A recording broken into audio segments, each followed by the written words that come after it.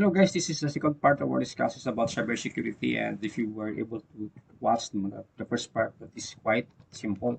And this time around, we need to, of course, one, and then we need to check, of course, the validity of the, we need to check the validity of the email address.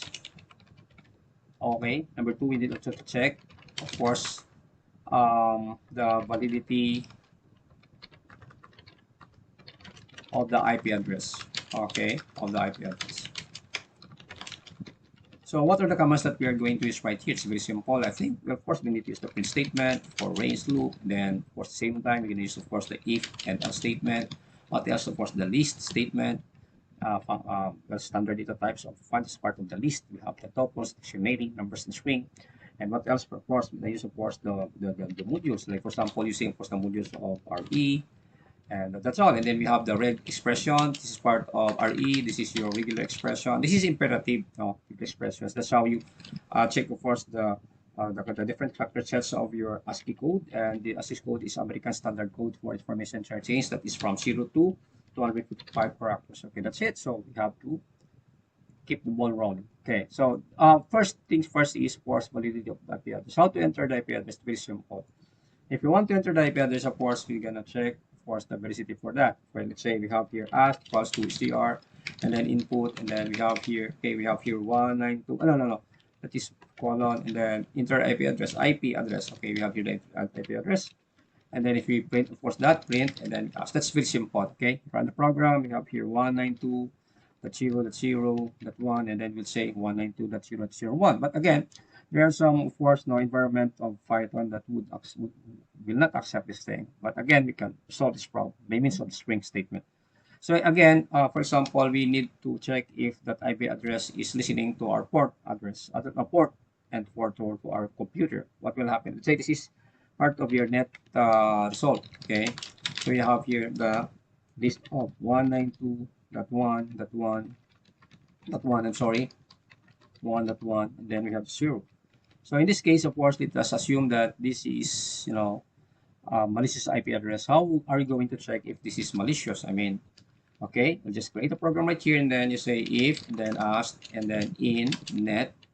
Okay, this is the in net result is part of your logical operator. We have also the math logical operators by means of in and in or.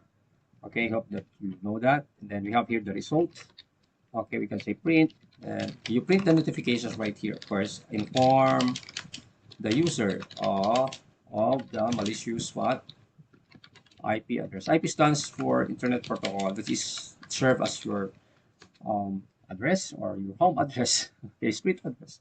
Let's say print. Okay, you are being what attacked. So we have here just like that. It's very simple algorithm. And then, if you want to write a program, you start first with the basic algorithm, and of course, you create your own prototyping for the code so that it would be easy for you to translate that into an actual code. Run the program.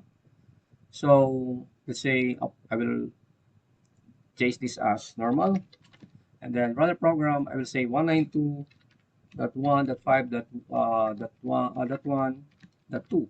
So that is normal. If I say, of course, now, let's assume that, of course, this is a file, and then we are trying to check if this is, it has, a malicious code. So we have to check it 192.1.1.0. Okay, that is basic, right? You are being attacked. Okay, the next round is we're gonna use, of course, the regular expression to enter our IP address. Okay, let us check right that. How to do that? We can write the functions at the top. Okay. Now, one of the things that if you are a beginner, you need to understand how to use the function. Functions are just like we have two types of functions, built-in, and at the same time we have, of course, the built-in and the predefined functions. Built-in, these are part of your Python libraries and modules, or in JavaScript, in, of course, talking about Node.js, that's part of your dependencies. Okay. Now, how to start, of course, your function. Here, we are here to use the def statement. At the same time, name of the function. Okay, name of function. So let's say name of function, sorry. Okay, so we have here, of course, the function check, and then IP. So need to have the IP. So IP is just like a parameter inside. This will tell, of course, the statement that will be returned at the top of the program. The main program is the main program. So this is where you provide everything to create your own battery of code so that you can check the entire code. Okay. Now, what will happen is, of course, we need to create, of course, the pattern of your expressions from A to Z and special character. But this time, the pattern would be like, I will use what? Open and close parentheses. Okay, that's a simple pattern because you want to check, of course, the dots using the octets. Okay, so it's very simple. Now, what will happen is if, let's say, I will use re.match and then, or find, okay, we can use, because re is a module, therefore, okay, let us use the module right here of re. Re will, of course, reinforce our regular expression, okay? So this refers to your characters, okay?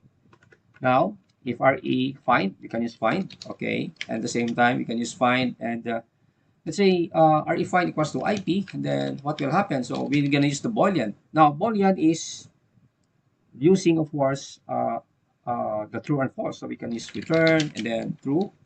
Always remember that true is in capital letter, and then you don't go right here because that's outside the purview of the statement if of your def statement. So you can use the return what? Return false statement. Okay.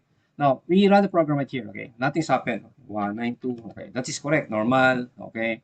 And it is normal because of course no we are we are just because checking, of course, the 192.110. So this will be accepted. Okay.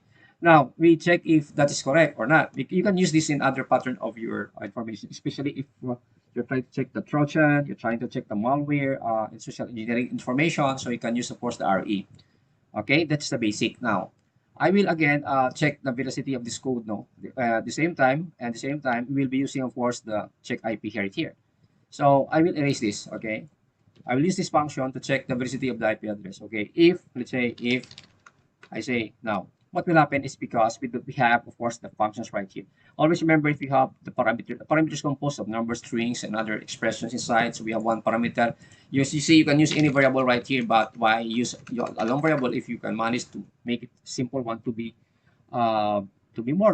understood by other people, right? So if, let's say, I have one parameter right here, of course, this is the check IP. Okay, address, and at the same time, what will happen as because I have only one parameter, this IP now will represent, of course, this parameter. This is now what you call as part of the input. Okay, what will happen? Print. Okay, that is valid. Okay, else that is what? Print valid. Now the meat here is to check if the IP address is valid or not because I'm using, of course, the dots right here, and I'm not checking this one. I'm checking, of course, the completeness of that octets. Okay, run the program. If I say 192.0.1.1.0 and then so okay, ARIA has no attribute find. Okay, let us check that. I just want to check if there is find, this is match, but okay, I will use match right here. So that is match. I'll just check it if it is RE because that's RE. Okay, so 192.1.1.0. Okay, I missing one requirements for the string that is in number. Not this number, that number 5. Okay, I just want to check. Oh, sorry. So we need to say, look at that. No, let us analyze this thing. Line number 5. So we have here RE match IP, and this we have here missing one required positional because RE it requires 2 arguments, and we need to check, of course, this IP inside our pattern. Okay, so I have to use the pattern. So this IP pattern, this pattern now is part of your ASCII code information, but I'm using also that here to to read, of course, the separators of that octet number. Okay, let us run the code again right here. So we have here 192.0.0.1, and then that is valid. Okay, if I run the code again, let us check. Of course, I say 192.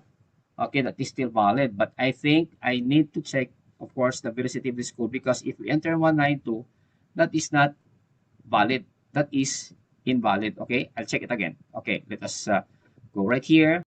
Okay, let us go right here. I think we need to complete these things first because I'm just referring also to period, and this is to check the 3 digits with the separation of the dots. What if we write and expand it here? Maybe, of course, now I have a copy right here right now, and then we type the R. R is, of course, just like a flag right here, and then we have to use the R. And after that, we need to use the caret symbol. All right, let's put that one.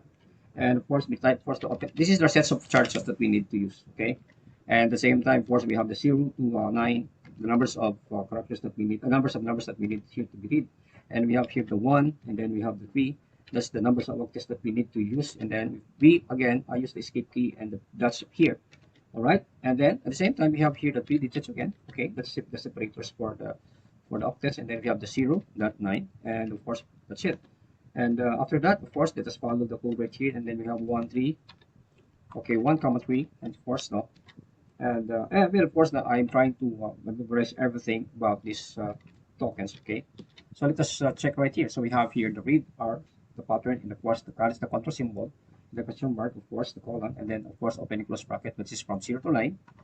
Okay, and then we have here of course the 1 2 3 placement of your octets maybe. Okay, it's separated by with the period, and we have the 3 period. We have the 3, and at the same time we have 0 and 9 and 1 comma. Just write the code again. Okay? If I say 190 only, it will say invalid. Okay, but if I say 192.1.1.0, let us check.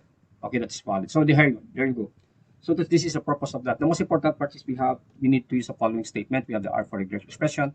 So what's the purpose of this in cybersecurity? Meaning to say, if you want to write and protect your email address, to protect, of course, and if you want to investigate, of course, the body of your emails, and at the same time check, of course, the IP address, you can use this name. But again, we are not only referring to IP address. We can use and validate, of course, other characters for our for other documents. Okay, so there you have it. Okay, I hope that you share and like this video, and thank you so much, and see you for the next cybersecurity program.